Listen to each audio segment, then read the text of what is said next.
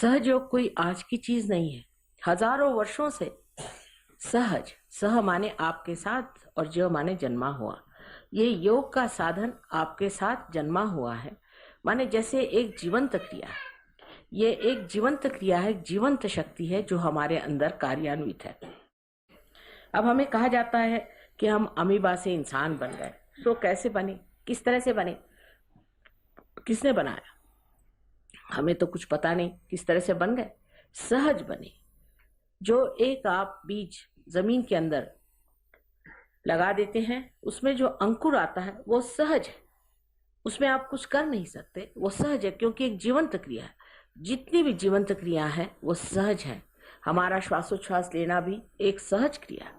अगर हमें श्वासोच्छ्वास लेने के लिए किताबें पढ़नी पड़े और या तो किसी से सीखना पड़े तो न जाने कितने लोग जी सकेंगे। इसी प्रकार कुंडलिनी की भी जो शक्ति है वो भी सहज में ही जागृत होती है। ये शक्ति अंदर हमारे अंदर निहित है, हमारे त्रिकोणाकार अस्थि में, और उसे हम मूलाधार कहते हैं। माने वो हमारे मूल जो कि कुंडलिनी है उसका आधार है।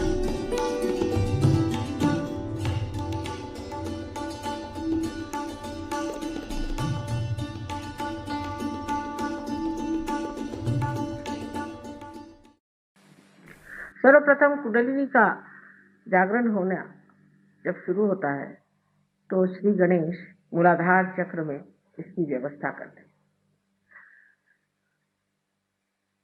जिस मनुष्य के अंदर श्री गणेश की शक्ति बलवत्तर है उसकी कुंडलिनी बहुत जल्दी ऊपर चढ़ती है और वहीं तितिक्षा में रहती है। जैसे कि छोटे बच्चे हैं जिनके दिमाग में और कोई बातें नहीं, जिनके हृदय में और कोई किलमिश नहीं है, जिनके बातचीत में कोई कठोरता नहीं है, ऐसे अबोध बच्चों को कुंडलिनी का जागरण बहुत लाभदायक होता है।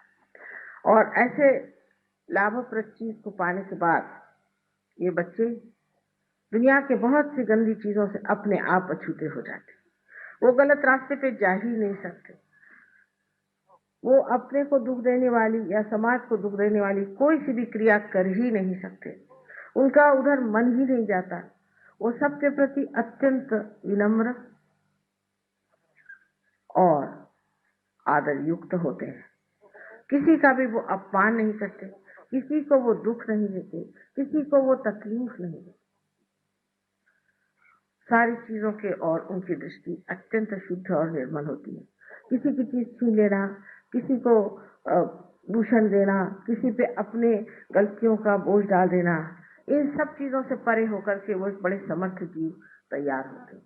और वो समर्थता ऐसी है कि उसमें वो अगर कोई गलत चीज देखते हैं तब भी एकदम पूरी सीना तान करके जो बात कहनी पड़ती कह देते हैं। कि जहां भी अधर्म होता है वहां वो खड़े हो जाते हैं। ये तो गणेश तत्व में जब आप भी जागते हैं तो आप भी एक बालक जैसे हो जाते हैं।